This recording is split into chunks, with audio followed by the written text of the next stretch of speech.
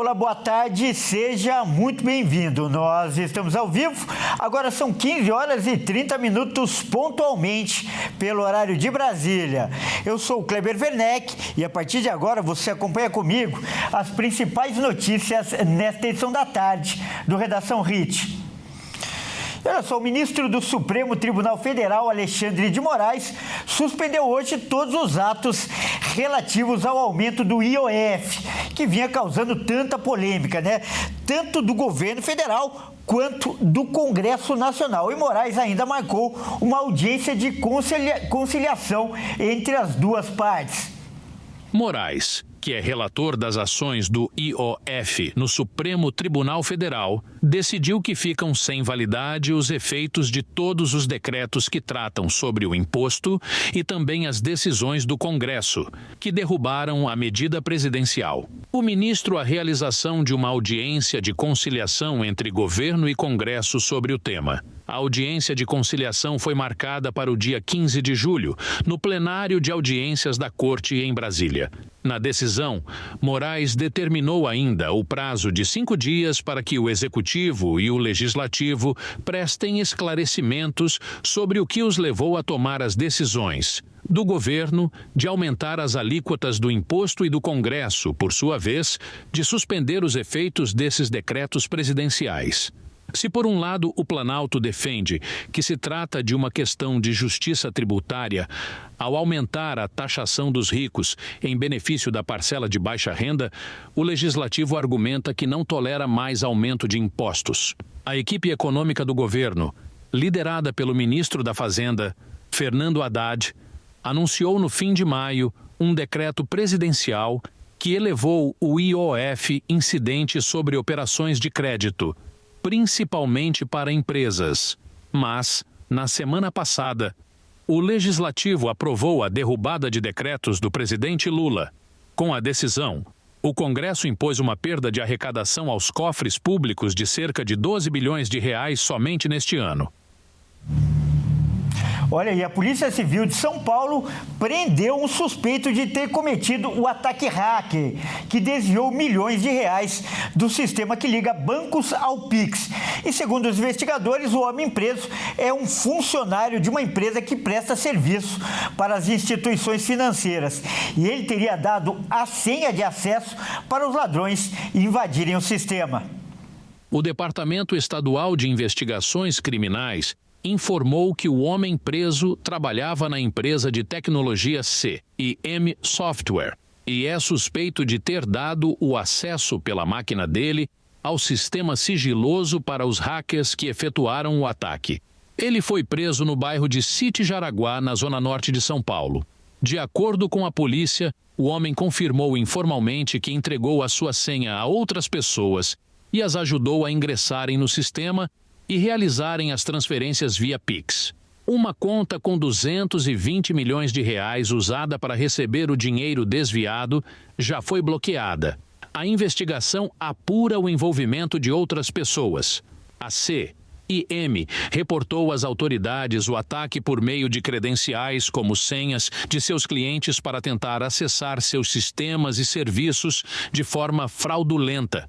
Isso permitiu o acesso indevido a informações e contas de reserva de pelo menos 6 instituições financeiras. O Banco Central ainda não informou o nome de todas as instituições afetadas. Também não há confirmação oficial sobre os valores envolvidos no ataque, mas a quantia pode chegar a 800 milhões de reais.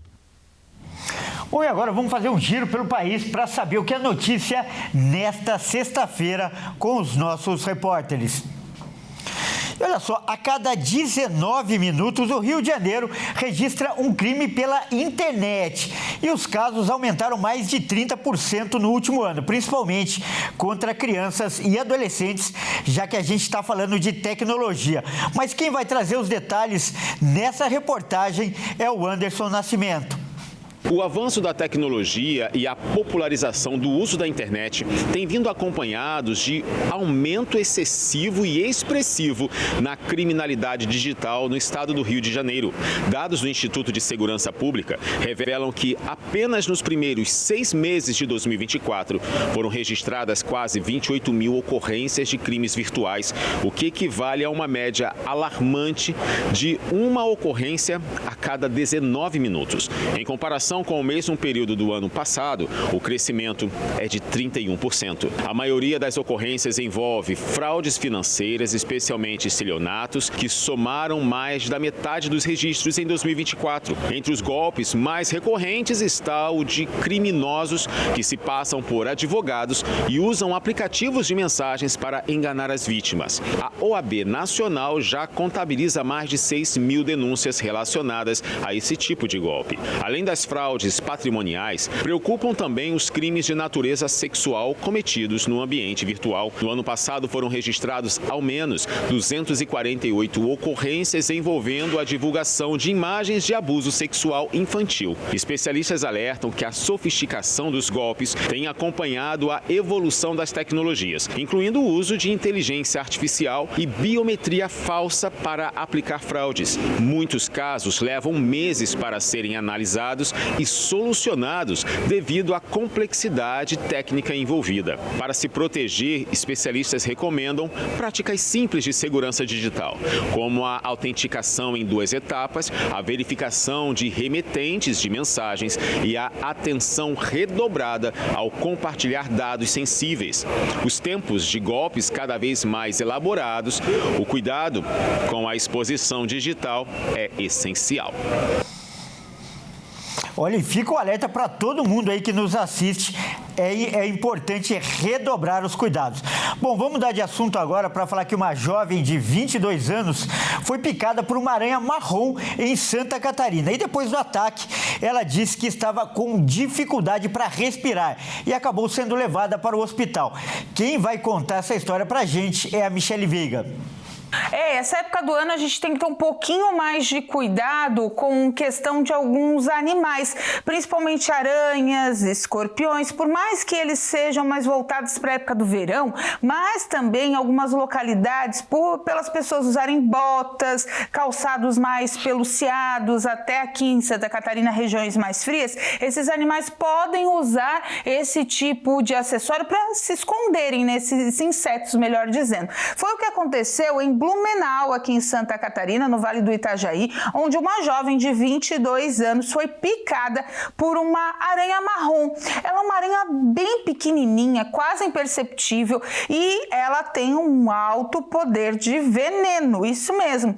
A jovem alegou que ela foi picada, ela não notou, não viu a presença dessa aranha e acabou na tarde seguinte começou a sentir náuseas, à noite começou a sentir febre e aonde ela foi picada, ela percebeu que estava ali começando a necrosar, ficar marrom, ficar mais escura aquela parte. Foi levada, encaminhada ao pronto-socorro de Blumenau, onde foi atendida e lá foi constatada, sim, que era o veneno de uma aranha marrom atuando nessa jovem. Os biólogos informam que esse tipo de aranha, ela é específica justamente dessas temperaturas um pouquinho mais baixas e ela procura, claro, locais mais quentinhos para se esconder em casas, como eu disse, calçados, roupas, armários. Então é sempre bom verificar, principalmente em locais que já tenham incidência desse tipo de aracnídeo, para ficar atento e não sofrer nenhum tipo de situação adversa. A jovem foi atendida, né, foi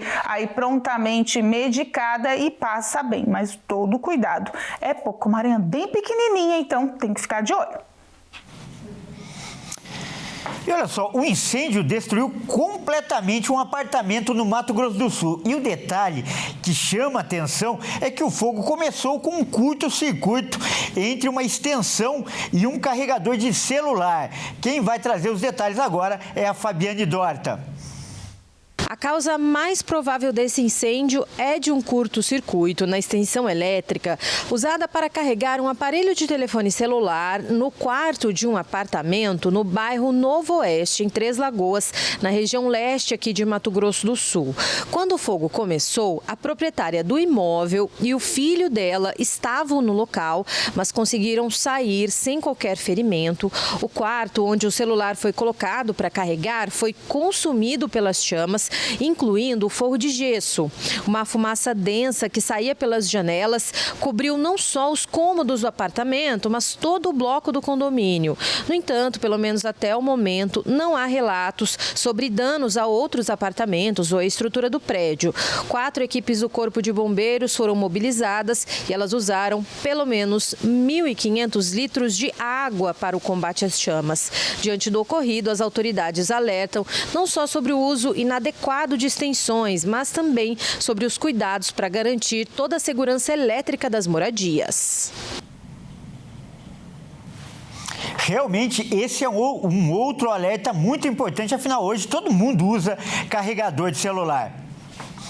E esse, inclusive, é o tema da nossa entrevista de hoje. A gente vai trazer mais informações para você, principalmente de como se prevenir contra esses acidentes.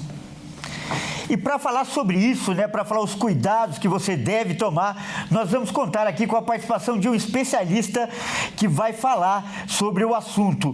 É o Colemar Costa Júnior. Ele que é eletricista. Seja muito bem-vindo. É um grande prazer recebê-lo no nosso jornal. Boa tarde. Primeiro quero perguntar para você, a primeira coisa que vem na cabeça da gente é em relação ao carregador. Ali, a suposição, a primeira suspeita é de que tenha havido um curto-circuito entre o carregador e uma extensão, que é aquele aumento de fio. O carregador em si, que é muito usado hoje, e como eu estou enfatizando, ele oferece riscos? O carregador, os carregadores modernos hoje, são dos smartphones, quando eles chegam no limite de carregamento, eles param o carregamento. É o comum de acontecer num carregador original, de produto original.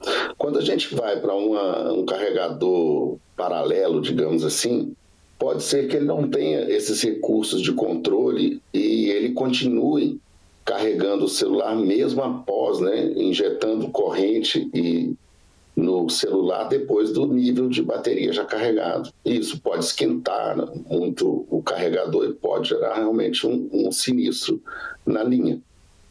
Correto, então o primeiro alerta que você faz, muito importante, o barato pode sair caro. O negócio é fugir dessas versões paralelas, como eu disse, que são mais baratas, mas oferecem risco, É importante a gente enfatizar isso.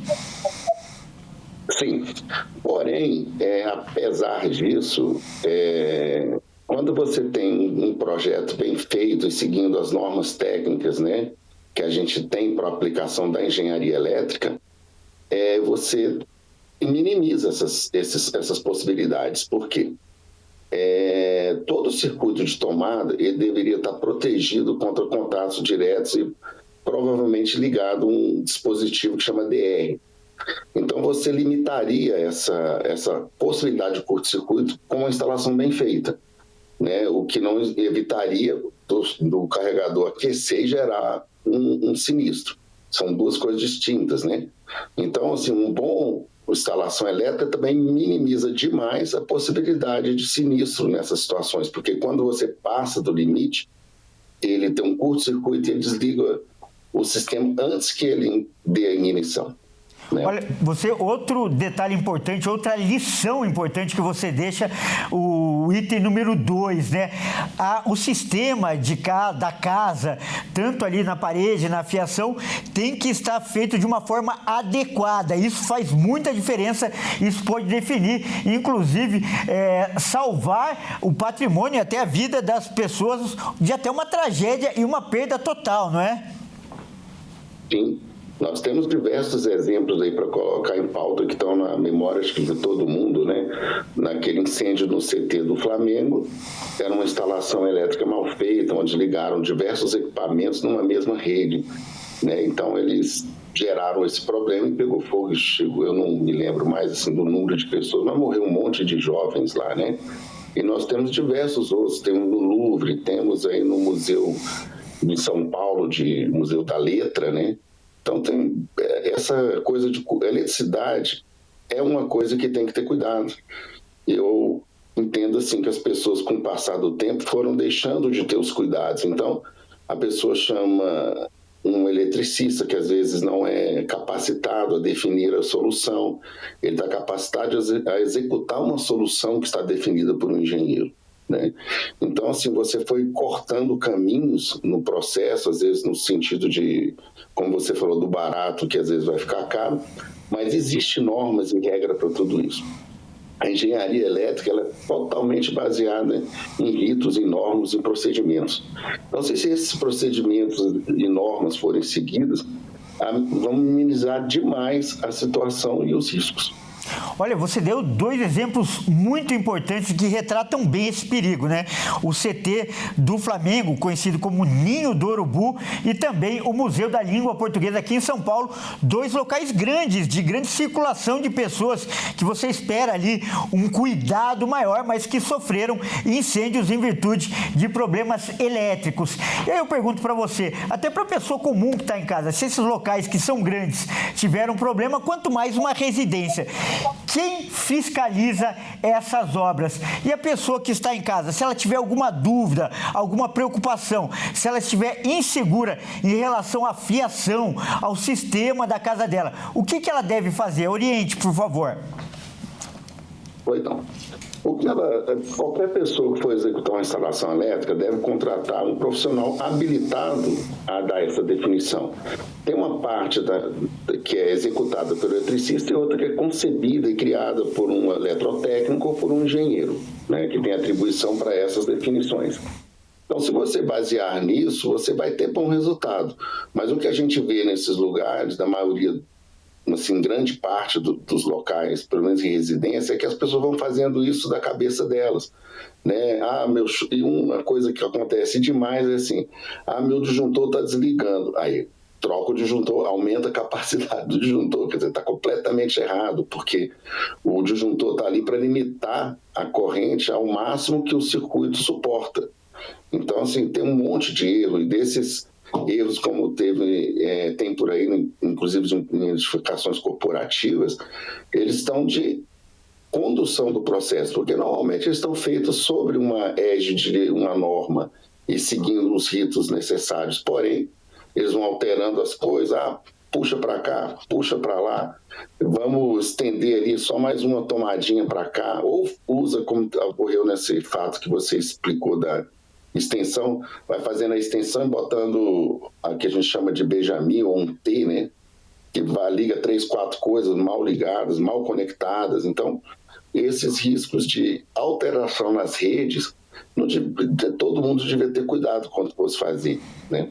Legal isso que você falou também, ficar atento aos sinais que a própria rede elétrica dá. Por exemplo, se o disjuntor ele desarmar, é que ele está no limite. Não adianta querer arrumar para ele continuar funcionando. Muito legal essa dica que você acaba de dar. E você falou também em extensão, que é uma coisa, é um objeto, né, que existe na casa de muitas pessoas. Então, eu peço também que você oriente as pessoas que nos assistem. O uso da extensão, qual o cuidado que deve ser tomado para usar essa extensão e não sobrecarregar a rede? Eu diria que a primeira coisa que a gente devia fazer era usar um equipamento pré-fabricado, que já vem pronto de alguma fábrica, ela vai usar todos os requisitos necessários para isso, um bom conector, um cabo adequado, porque já começa, a gente tem cabos que normalmente eu vejo muitas extensões por aí, são cabos para fazer rabichos de conexão de equipamentos e não próprios para extensão. Então, aí quando chega na ponta, em vez de colocar na ponta da extensão uma tomadinha, não, ele põe 3, 4 tomadas naquela ponta, né, que chamam esses T's ou aquelas réguas de tomadas, né. Então, isso tudo não deveria ser feito, né. A extensão é para você atender algum problema ou uma situação de necessidade que o usuário tem, mas que deve usar e ser desligada. Ela não deve ficar ali como fosse uma coisa de uso contínuo e repetido, né? Ela usou, deveria ser retirada e guardada. Você tem que ligar um equipamento num local que não tem um ponto elétrico. Então, você põe a extensão, liga aquele equipamento elétrico, usa, desliga a extensão e põe para lá.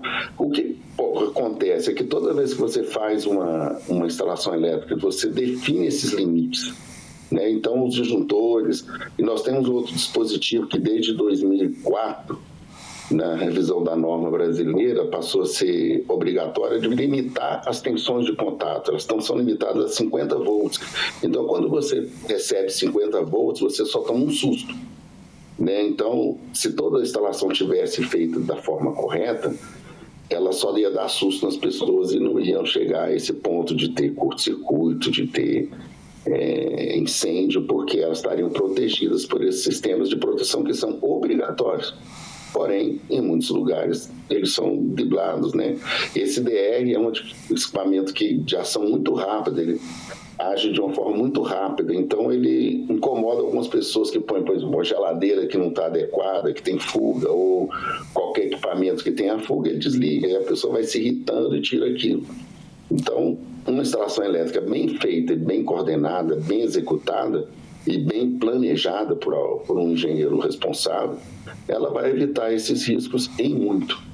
Olha, como é bom a gente conversar como um especialista como você, porque a gente aprende, né? Por exemplo, essa questão da extensão. A extensão é um recurso pontual e específico para um determinado momento. Ela não pode ficar lá em tempo duradouro, né? Como você falou, é um erro muito comum que as pessoas cometem e eu quero agradecer por essa e por outras dicas muito valiosas aqui que você deu pra gente e reforçar o cuidado com o carregador. Quais os cuidados que você orienta em relação ao carregador especificamente, que hoje é o objeto mais usado? Sim, o carregador é usar um produto original. E como eu disse a princípio, né, os nossos smartphones de hoje, né, eles já cortam o carregamento, desligam o carregamento quando chega no limite do carregamento do celular. Então são equipamentos, como diriam os inteligentes, como são os equipamentos dos carregadores de veículos elétricos, né, que limitam isso quando chega a carga da bateria. Porque se você fica injetando corrente no equipamento que já está carregado, ele começa a aquecer e esse aquecimento pode causar o incêndio por outro motivo que não necessariamente o curto-circuito, né? Como foi mencionado aí, talvez os bombeiros, quando forem pesquisar ou investigar isso com mais cuidado, pode chegar à conclusão que foi o aquecimento do equipamento e não o curto-circuito que gerou o incêndio, né?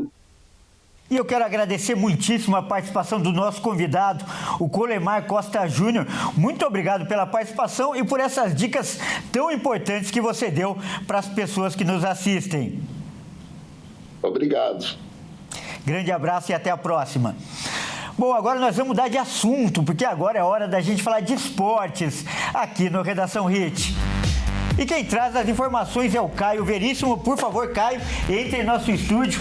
Caio, boa tarde, seja bem-vindo, Caio. Caio, hoje é um dia especial, né, para o futebol brasileiro, já que finalmente chegou o dia dos brasileiros entrarem em campo pela Copa do Mundo de Clubes da FIFA. E o primeiro a jogar é o Fluminense. Daqui a pouco, né, Caio? Conta pra gente. Exatamente, mais uma vez, Kleber, boa tarde a você, a todos que nos assistem. Bom, o Fluminense está prontíssimo aí para fazer história contra o Al Hilal. Pelo menos esse é o discurso que o capitão Thiago Silva tem colocado aí na cabeça dos seus companheiros. E olha, a bola vai rolar daqui a pouquinho para esse jogaço. O Fluminense enfrenta nesta sexta-feira a equipe do Al Hilal da Arábia Saudita. O jogo será em Orlando, válido pelas quartas de final da Copa do Mundo de Clubes. O Flusão está cheio de confiança após vencer a Inter de Milão da Itália. O time treinado pelo Renato Gaúcho está há 10 jogos sem perder. Porém, o tricolor das Laranjeiras vai a campo com um desfalque importante, o lateral René, que recebeu o segundo amarelo e está suspenso. O treinador vai precisar tomar a importante decisão de manter a formação com 3 zagueiros, que tem dado certo até o momento, ou voltar à escalação com 3 atacantes. Além disso, o Flu precisa se preocupar com os jogadores pendurados, que são eles, John Arias, Martinelli e Germancano. Do outro lado, a equipe árabe deve manter a mesma escalação que venceu o poderoso Manchester City, com o volante Rubem Neves e o lateral esquerdo Renan Lodge improvisados na defesa. A novidade do Al Hilal está no banco. O atacante marroquino Handallah foi o terceiro colocado da artilharia da última Liga Saudita e foi contratado na última quarta-feira e já se juntou ao elenco. O vencedor desse confronto avança para a semifinal da Copa do Mundo de Clubes e enfrenta o Chelsea ou o Palmeiras. Se o Fluminense quer fazer história com o Palmeiras, não é diferente. Isso porque o jogo de hoje contra o Chelsea já está sonhando com a revanche, não é, Caio? Tem história esse jogo. Tem história, Cleber. Bom, o Palmeiras é outro brasileiro aí sobrevivente, né, nas quartas de final da competição. E principalmente para a torcida, esse jogo de hoje é a oportunidade de se vingar da derrota na final do Mundial de 2021. Após 1.238 dias, o Palmeiras terá a chance de vingar a derrota para o Chelsea na final do Mundial de 2022. No último encontro entre as equipes, o time inglês levou a melhor sobre os brasileiros, por 2-1. Com o gol da vitória saindo na reta final da prorrogação. Os Blues ficaram com o título. Romelu Lukaku e Kai Havertz marcaram para os europeus, enquanto Rafael Veiga marcou para o Verdão. Dessa vez, valendo a vaga na semifinal, quem avança enfrentará o vencedor do duelo entre Fluminense e Al Hilal, da Arábia Saudita. Os times entram em campo com 7 pendurados cada um. Everton, Giai, Aníbal Moreno, Richard Rios, Rafael Veiga, Felipe Anderson e Estevão estão com o amarelo pelo lado do time de Abel Ferreira.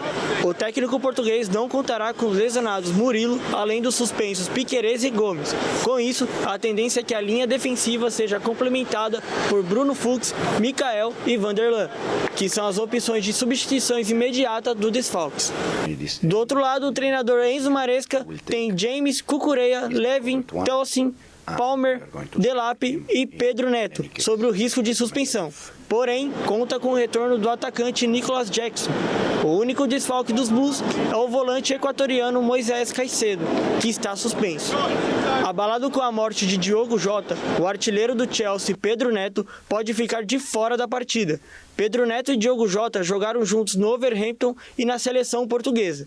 O jogador não treinou na quinta-feira e o técnico deixa a decisão sobre jogar ou não nas mãos do atleta. Aguenta a emoção então, né, cara? A gente vai estar de olho no jogo do Fluminense, que vai começar daqui a pouquinho, e às 18h30 a gente traz tudo o que aconteceu, Cleber. Muito obrigado pelas informações e até mais, Caio. Até mais. Bom, é isso aí, essa edição fica por aqui. Eu agradeço demais pela sua companhia e você que não nos acompanha pela Hit TV, fique agora com a sua programação local. E você que está na Hit TV, fique agora com o programa Consulta ao Doutor e com ela, Dani Paris. Até mais!